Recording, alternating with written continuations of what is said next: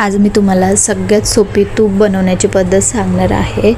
तर इथे मी आपण जी साय साठवलेली होती ती फ्रीजच्या बाहेर काढून ठेवली आणि त्याच्यामध्ये 2 चमचे दही टाकून व्यवस्थित मिक्स करून रात्रभर तसंच रूम टेम्परेचरवर ठेवलं।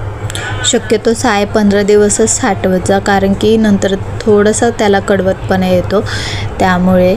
आणि आमच्याकडे तर आठवड्यातून एकदा तूप बनतंच आणि जेव्हापासून मला बनवायला यायला लागले ना तेव्हापासून मीच बनवते। तर मग सकाळी उठल्यानंतर एकदा चेक करायचं, आपली साय जी आहे ती थोडीशी वर आलेली असते, म्हणजे थोडंसं फुगलेलं असतं, याचा अर्थ ते व्यवस्थित विरजन झालं आहे किंवा त्याला ताकाचा जसा वास येतो तसा वास येतो, म्हणजे ते परफेक्ट झालेलं आहे। नंतर ते मिक्सरच्या भांड्यामध्ये काढून घ्यायचं आणि थोडंसं त्याच्यामध्ये पाणी घालून मिक्सरला फिरवायचं जोपर्यंत लोणी जे आहे ते वर येत नाही आणि पाणी खाली येत नाही तोपर्यंत।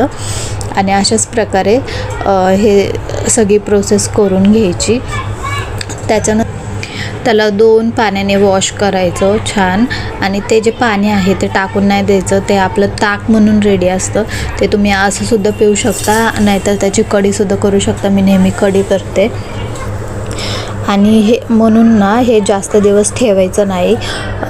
जर तुम्ही विरजन केलं ना तर फार तर ते 1 दिवस ठेवू शकता, नाहीतर ते ताकाची चव आहे ना थोडीशी वेगळी लागते। बारीक गॅसवर तूप कडवायला ठेवायचं, कधी पण बारीकच गॅस ठेवायचा, कारण हा जो फेस असतो ना तो वरती येतो आणि ते सगळं उतू जातो, त्याच्यामुळे गॅस नेहमी बारीक करायचा आणि त्याच्यामध्ये चमचा ठेवायचा, म्हणजे ते उतू जायला नको, आणि सारखं लक्ष द्यायचं त्याच्याकडे। आणि जेव्हा तो फेस पूर्ण गेलेला असतो ना आणि त्याचा कलर चेंज झालेला असतो, याचा अर्थ आपलं तूप रेडी आहे। तुम्हाला जर माझे व्हिडिओज आवडत असतील तर नक्की सबस्क्राईब करा।